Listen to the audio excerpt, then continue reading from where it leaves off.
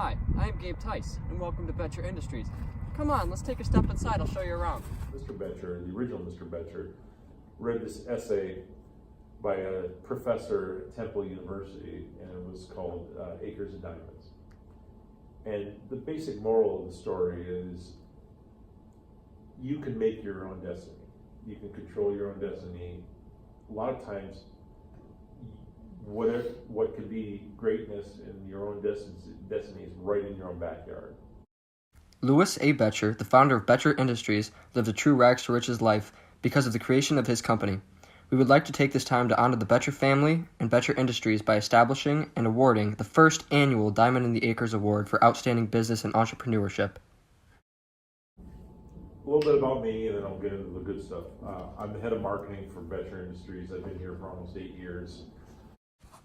Betcher Industries is a family corporation who commands a 96% market share of their trade worldwide. Specializing in yield management, they produce, market, and distribute an array of meat processing tools such as precise weighing instruments, pneumatic shears, and their flagship product, the Wizard Trimmer.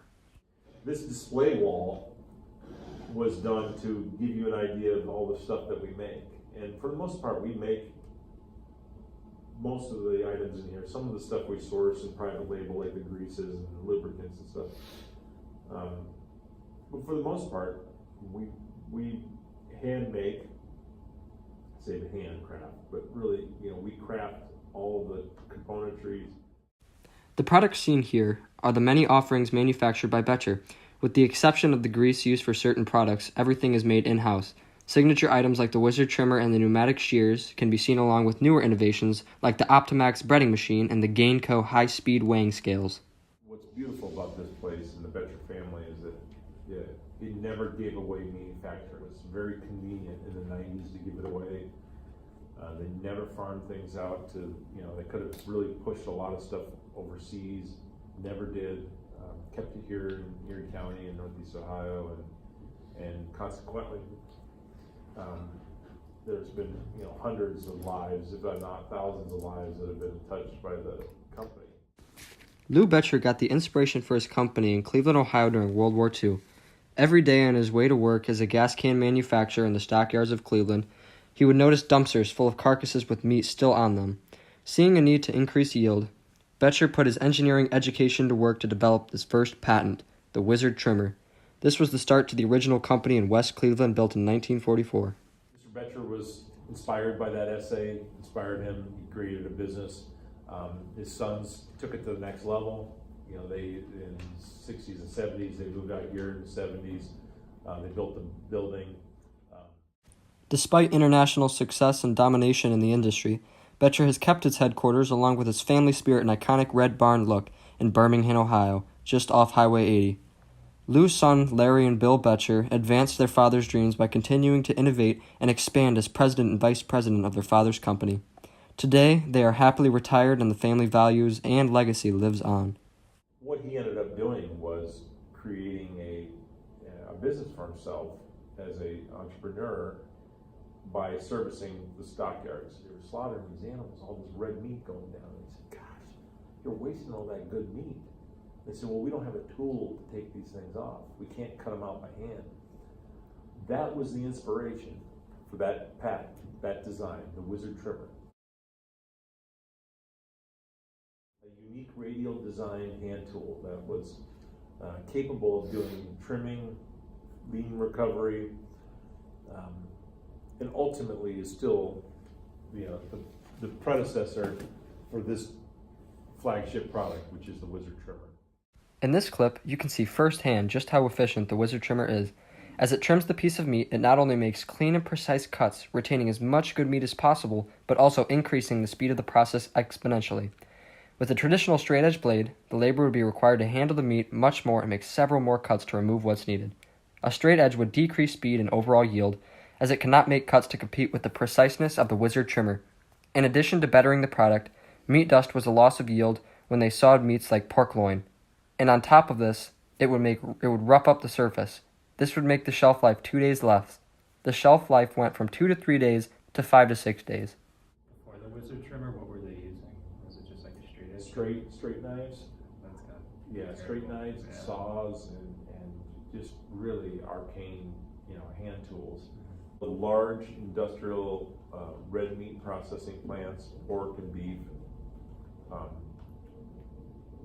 absolutely must use our product.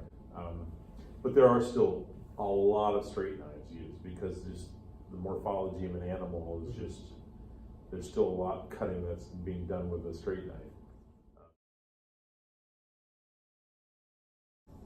We're challenging ourselves to get better, even though we have a product that, frankly, and we know this pretty accurately, has about 96% market share. So if you think about any business where you have that much market share, it's very easy and tempting to rest on your laurels. We're not. That's a legacy from our culture from years back. Betcher started in the 40s, but it's transitioned a lot over the years. The intention with Betcher has always been be an inventive company, but more recently to expand into new markets. Zerco, Betcher Industries' daughter company, uses the same products manufactured by Betcher, but innovatively applies them to the medical field. Rather than using these trimmers to cut meat, surgeons can use these sterilized trimmers to remove burnt skin without taking any excess flesh. Their facility is located just down the road from Betcher headquarters. Gainco is Betcher's wholly owned subsidiary that is based in Georgia. It's grown over the years. We've expanded it with more products. This is one of the things that we bought was a company out of Gainesville, Georgia that made high-speed weighing and sorting type of equipment. Gainco is an acquisition of Betcher. It was brought to try and expand business into new marketplaces. Most of their products are focused on high-speed weighing instruments that instill portion control. But really the growth happened with the Betcher family through really the 60s and 70s and 80s. They were also, the second generation was really inspirational in going global. We put offices in China. We have an office in Brazil, in Sao Paulo. We have an office in Switzerland that's in Lucerne. So those are strategic expansions that we did to support our business growth. You go into using our product in a actual customer location. It is a knife, and you are in a wet, cold, bloody environment. They have a lot of what they call personal protective equipment that is used when people are using tools and they're in that environment. The Wizard Handguard glove is a combination of insightful thinking and tenacious innovation. Invented by Bill Betcher, the glove was the first of its kind.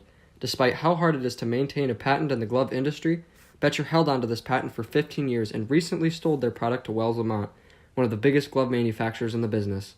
Not only do the gloves protect their users with their truly cut-resistant fabric, they also prevent damage to the expensive Wizard trimmers. These gloves save money and save lives. What we pride ourselves on doing is creating a product that not only creates value for the customer, but also the end user has the best experience they could possibly have with it. So.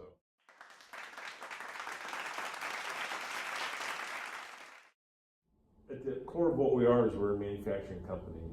I think what we've continued to believe in is ideals that were set forth from the Betcher family, and I think we do a really good job of celebrating that.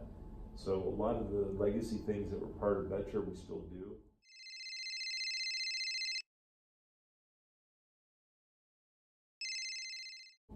For example, the Betcher family would always hand out personal hams at Christmas time for all the employees. In particular, Larry was a very big proponent of that, and we kept that, and we still do it today.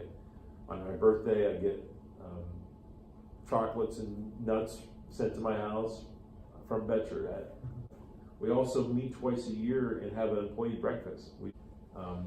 The executive team will talk about something going on in the business, give financial updates, all legacy stuff that Betcher did in the past, we're continuing. We do, every other year we do a picnic in the summer, Cedar Point, for employees and their families. We do that legacy as well. So we do a lot with Second Harvest, Food Bank, United Way. So a lot of the stuff that was part of I'd say the history of the company in terms of its spirit, we're still continuing. I will say this though, throughout it all, the core of who we are has not changed. The Betcher family in particular instilled a tremendous amount of inventive spirit. It's still in our vision. We appreciate that community aspect here in Erie County, Northeast Ohio. Our customers, a lot of those customers are the Cargills, the Tysons, the JBSs, the Smithfields. There's a lot of global players. I mean, in the meat industry, yield is a very important metric. Obviously, what you can recover from an animal as you disassemble it is important. You'll see around here a lot of yield signs, like the traffic signs. That's another legacy thing that we kept from the Betcher family that was very much a visual reminder of what our customers value. They value the yield, and you know, our salesmen aren't called salesmen; they're called yield specialists.